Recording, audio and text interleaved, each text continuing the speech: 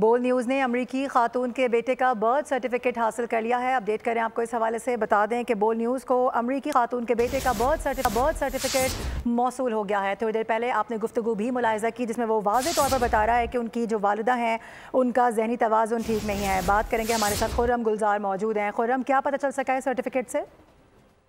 دیکھیں، بالکل کراچی کے نوجوان سے شادی کی دعوے دار امریکی خاتون ہے۔ ان کے بیٹے کا بیان امریکہ سے جو ہے وہ منظر عام پہ آیا ہے۔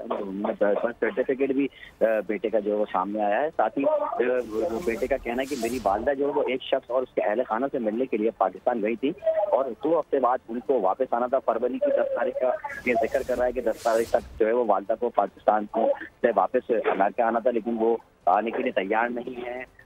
بیٹے نے اپنی والدہ سے متعدد بار رابطہ کیا اور ان کو منانے کی بھی کوشش کی ہے کہ وہ کسی طرح سے امریکہ واپس آ جائیں، لیکن وہ اس میں ناکام رہا ہے۔ ساتھ ہی نوجوان کا کہنا یہ تھا کہ اس نے اپنے بھائی اور کے ساتھ مل کے اپنی والدہ کو ریٹرن واپسی کے لیے ٹکٹ بھی بھیجا ہے، لیکن وہ اس پر بھی راضی نہیں ہے۔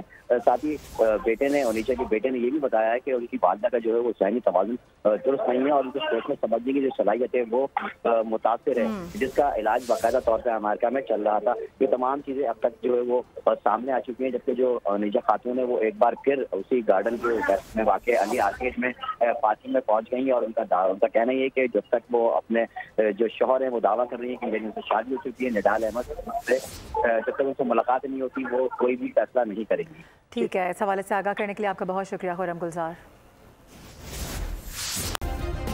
سبسکرائب کریں اور بیل دبائیں تاکہ کوئی خبر رہ نہ جائے۔